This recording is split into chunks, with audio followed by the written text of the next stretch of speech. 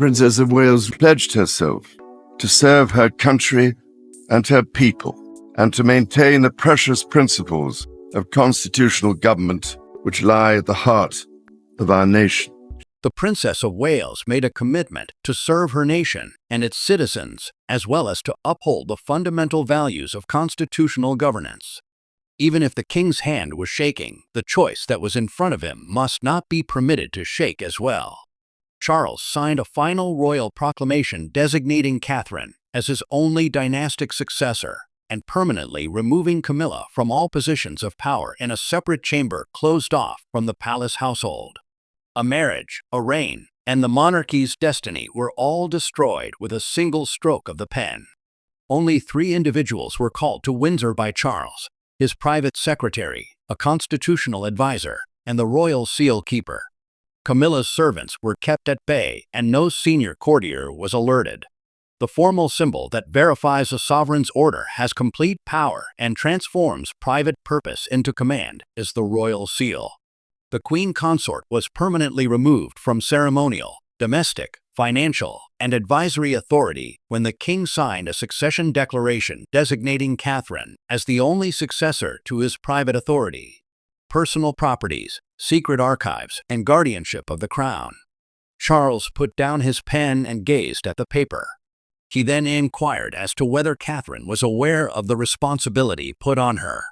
The king did not seem relieved, despite his secretary confirming that she had accepted. Knowing that the order would destroy Camilla's influence alongside him, he closed his eyes, divided between duty and the lady he had vowed to protect. When Catherine heard the news in a secluded sitting room, she didn't feel victorious. Grasping the table tightly, she inquired about Camilla's future when the announcement was made public.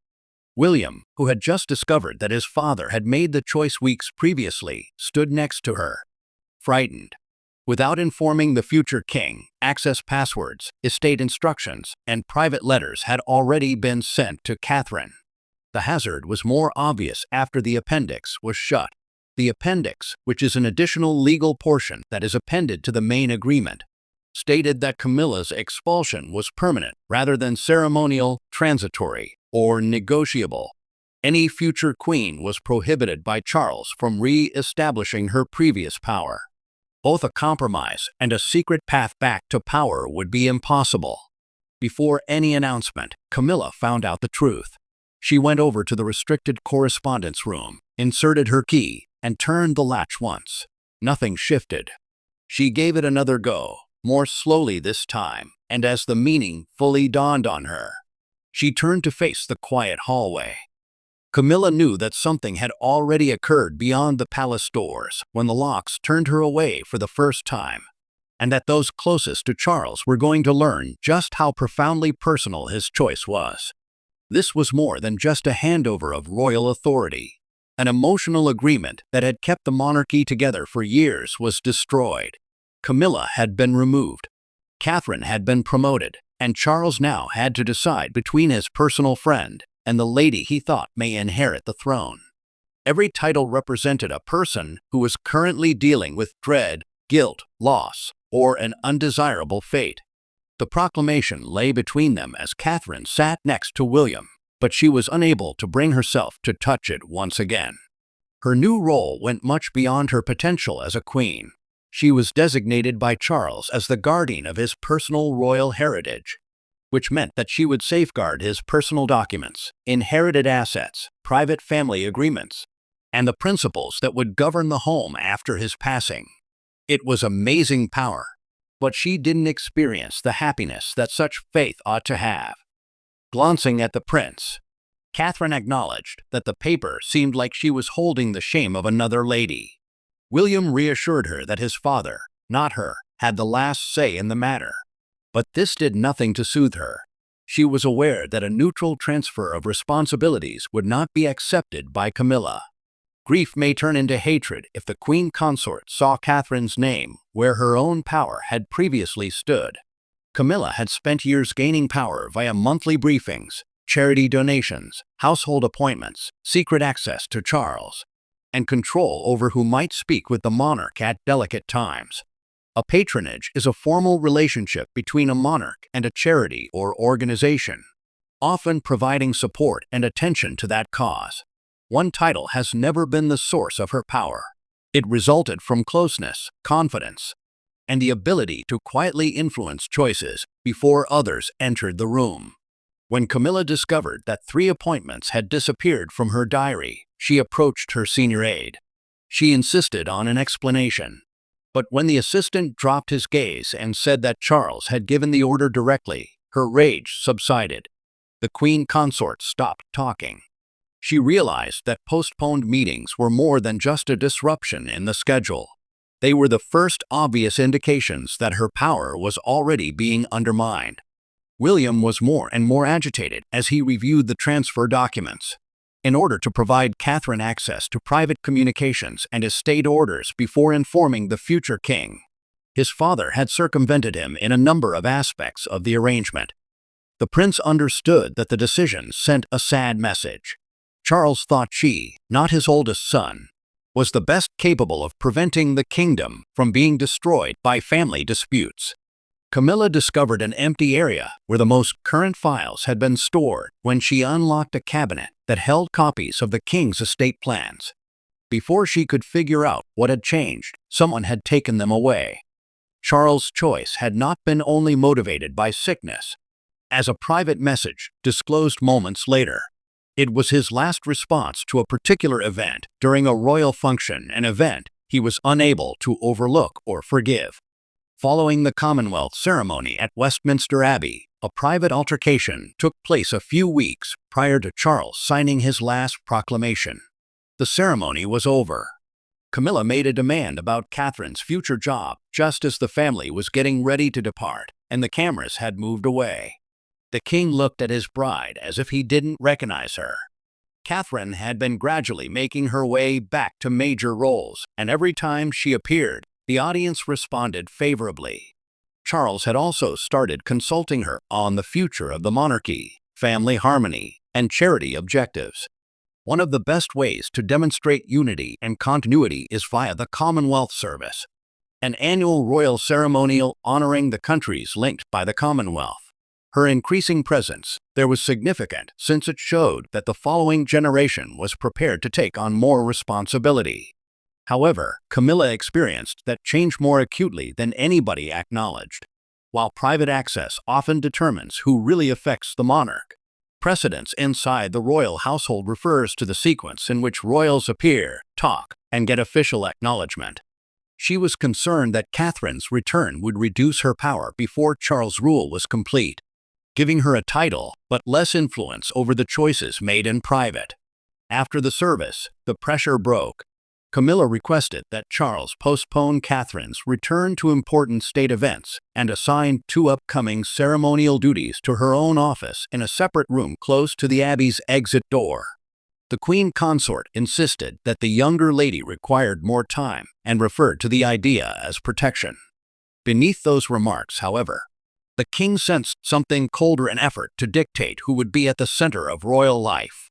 Before the talk was over, Catherine came in. When Camilla said she was too weak to carry the institution's core, she stopped.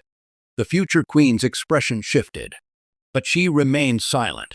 Charles noticed the astonishment she was trying to conceal and realized that the injury could not be written off as a miscommunication. The monarch was stuck between amazement and rage as Catherine quietly departed. Charles insisted on seeing the proposal's internal communication before Camilla gave his approval to any changes. His aides had already created updated duty schedules according to a subsequently recorded palace report. These schedules caused Catherine to miss important events and transferred power to the queen consort's office, demonstrating that the request had been planned far in advance of that discussion. The revelation became more sinister. The king discovered a confidential message among the documents that suggested Camilla continue to have control over some royal appointments, even after William took office. This memorandum would have expanded her authority throughout the reign of the future monarch. A memorandum is a formal written plan used to document planned choices. After reading it twice, Charles called his wife by herself. Camilla realized she was no longer being questioned as his wife as the door closed and Charles slid the message across the table. He was judging her as a danger to the throne he had vowed to defend. The meeting was made more terrifying by Charles's failure to raise his voice. He sat across from Camilla and put the confidential document on the table without any help, secretaries, or family members. It was instantly recognizable to her. Neither moved for a few seconds. The last vestige of confidence between them was destroyed when the monarch posed the question, "Did you think that after I was gone, I would never discover what you wanted to control?" Camilla surveyed the private library, which was once used for private discussions and peaceful reconciliation rather than royal condemnation. The document, which was a formal written proposal, described how she would maintain her power throughout William's future reign via access to private communications, ceremonial preparations, household appointments, and charitable contributions. It wasn't a short-term agreement.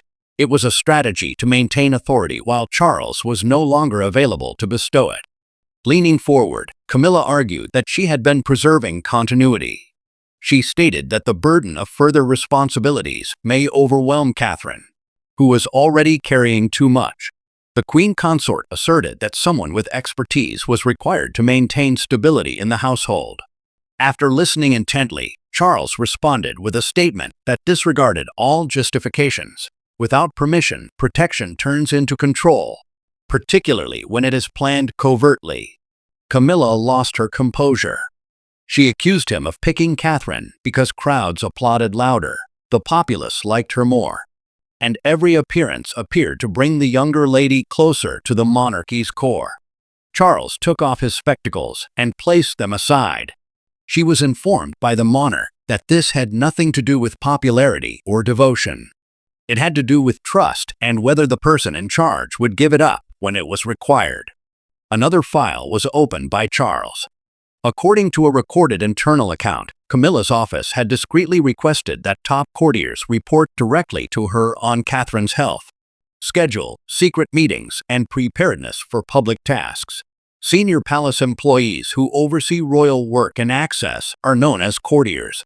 Therefore, the reports would have given the Queen Consort the opportunity to influence choices before Catherine was even aware that they were being debated. As Camilla gazed over the pages, she became aware of the royal seal box next to his chair. The formal symbol used to verify a sovereign's authority is the royal seal. The fact that it was there said to her that the choice had already transcended debate. She hadn't been called by Charles to bargain or ask for permission. He had given her one more opportunity to justify her attempts to establish power under another reign. Camilla gently stood up. She questioned if she could persuade him to alter his decision. The judgment was conveyed by the king's silence and lack of response. He called William and Catherine to the library after she departed. However, the statement itself would not be the biggest surprise. It would be the name of the king selected to put it into effect. Camilla left with the understanding that her husband had lost faith in her.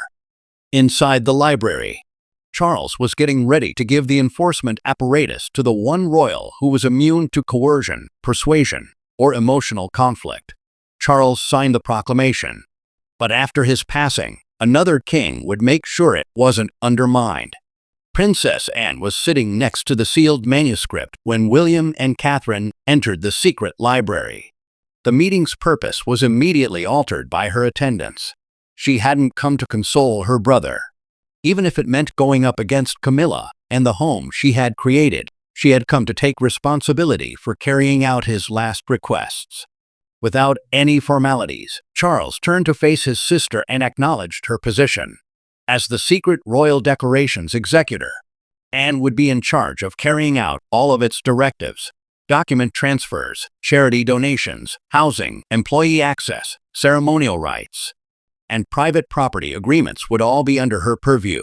No party inside the palace would be permitted to postpone the process, and nothing would be left up to interpretation.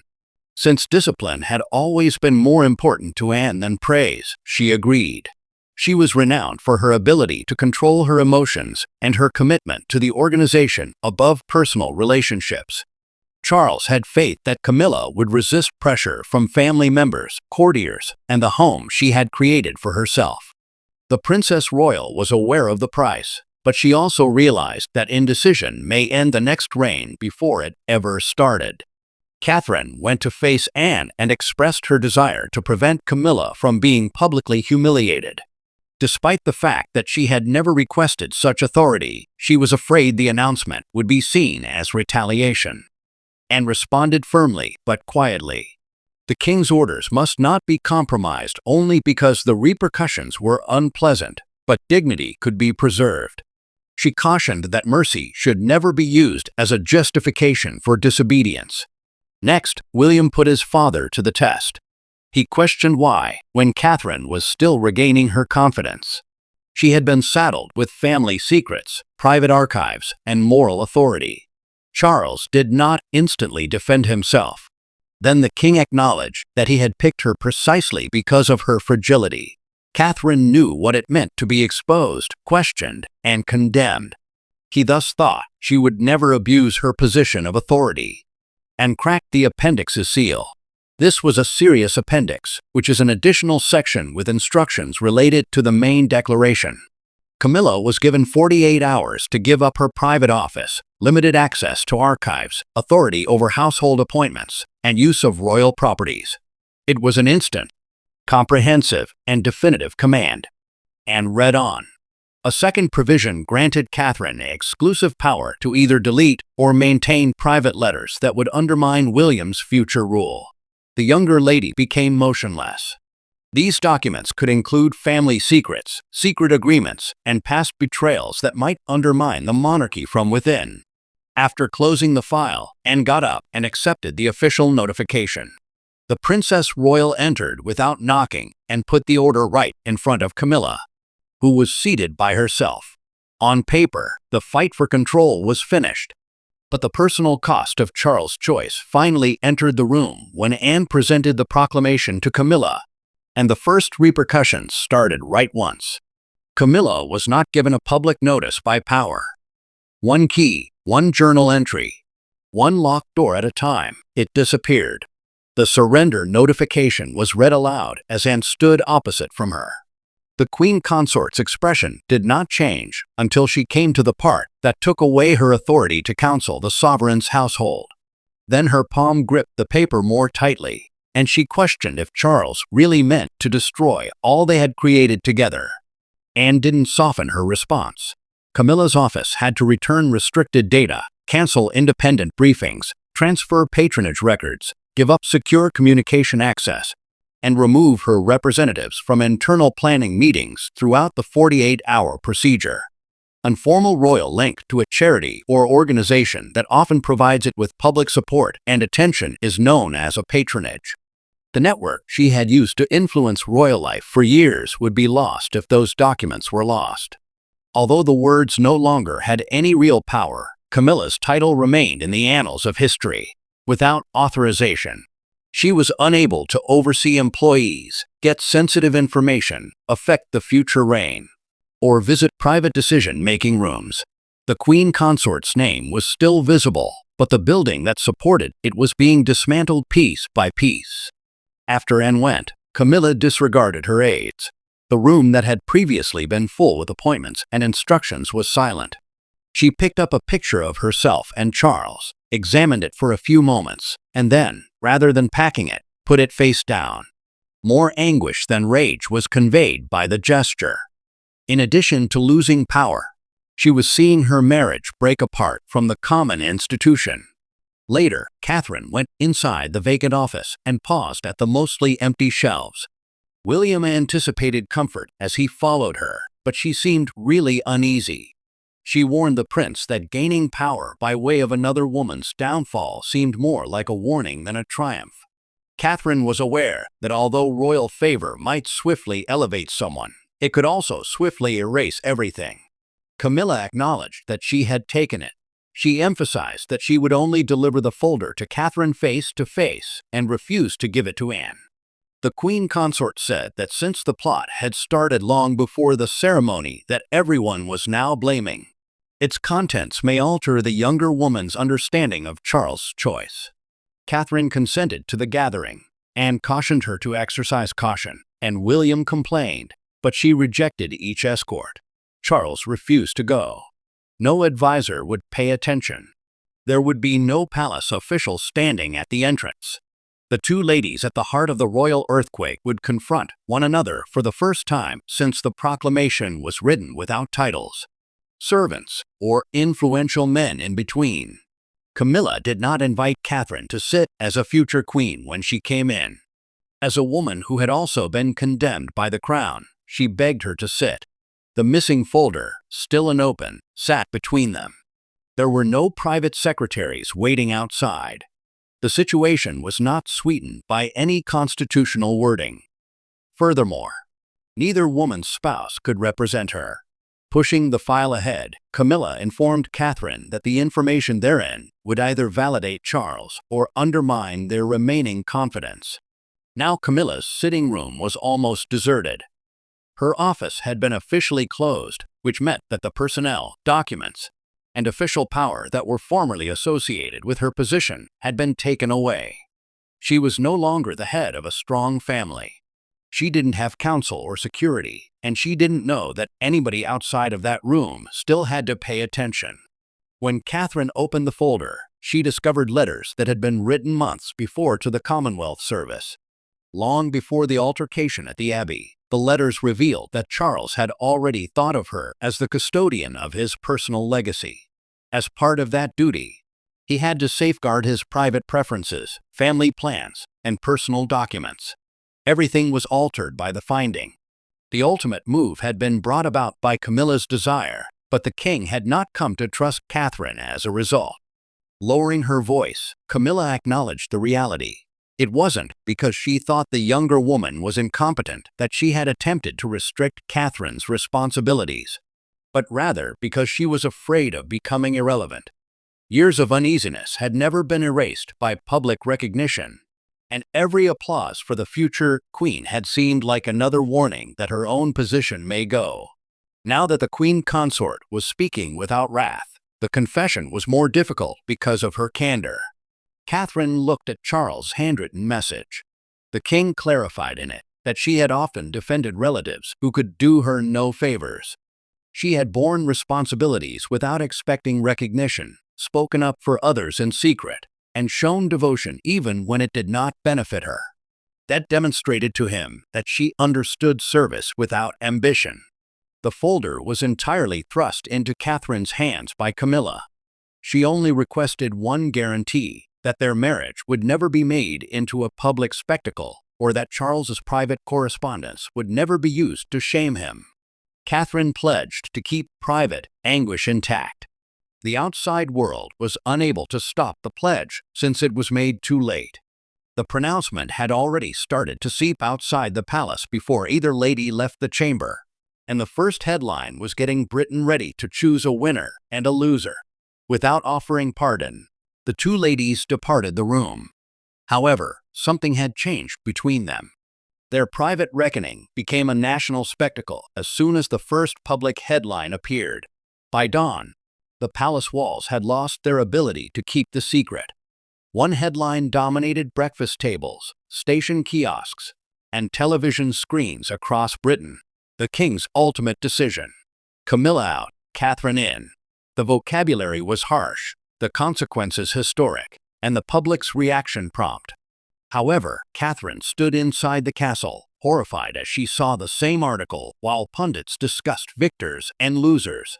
Before the morning shows ended, Buckingham Palace issued a well-crafted statement. It was announced that Catherine would take on the role of guardian for Charles' own royal estate, and that Camilla would stop taking on housekeeping and advisory duties permanently.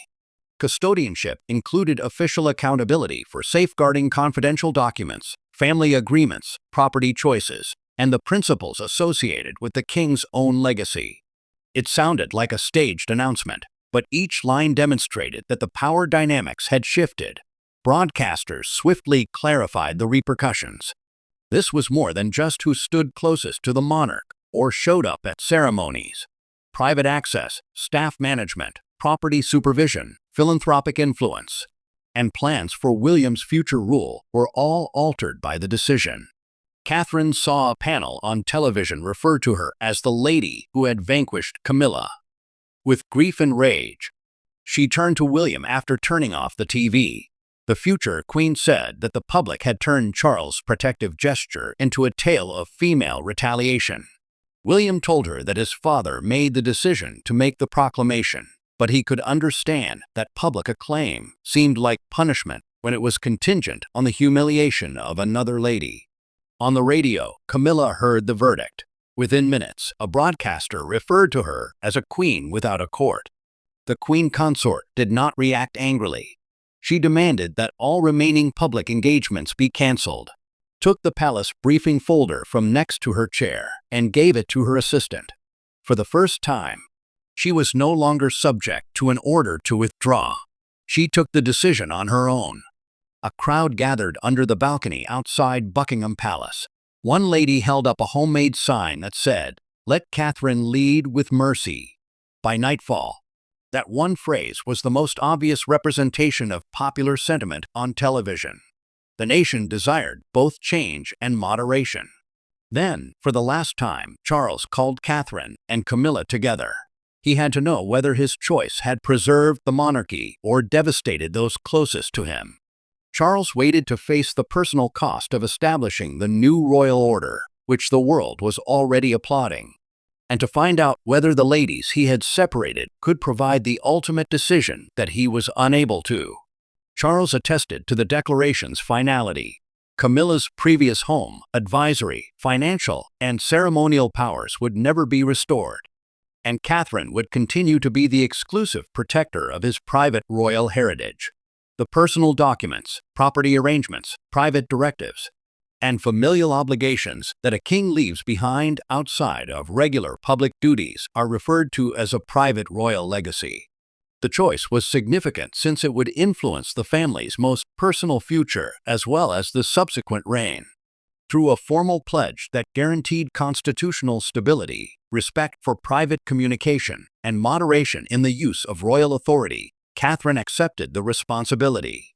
Maintaining constitutional stability requires preventing private disputes from influencing public policy while upholding the laws, traditions, and responsibilities that support the monarchy. She was aware that a single act of retaliation may convert Charles's last desire into yet another point of contention.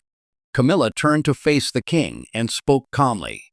She acknowledged that although he had been correct to thwart her effort to increase her influence, he had been mistaken to think that she valued power more than the years they had spent together.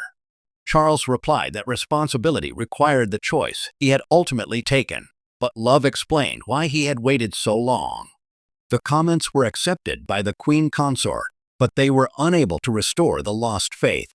Charles was shown the retrieved folder by Catherine, who assured him that its most private contents would be forever sealed. Camilla turned to face her, clearly relieved. The whole transfer's significance was altered by the lady who had inherited everything's decision to refrain from using personal suffering as a weapon. Then, in a private chat that was filmed and kept for the family archive, Charles disclosed that Catherine's self-control had acted as the last litmus test for his choice. He wanted to know whether having a lot of power would make her more responsible or harder. William officially endorsed Catherine's custodianship, and her unwillingness to degrade Camilla demonstrated that his faith had not been misplaced and finalized the transfer. Every document, property directive, and access modification was verified by the Princess Royal.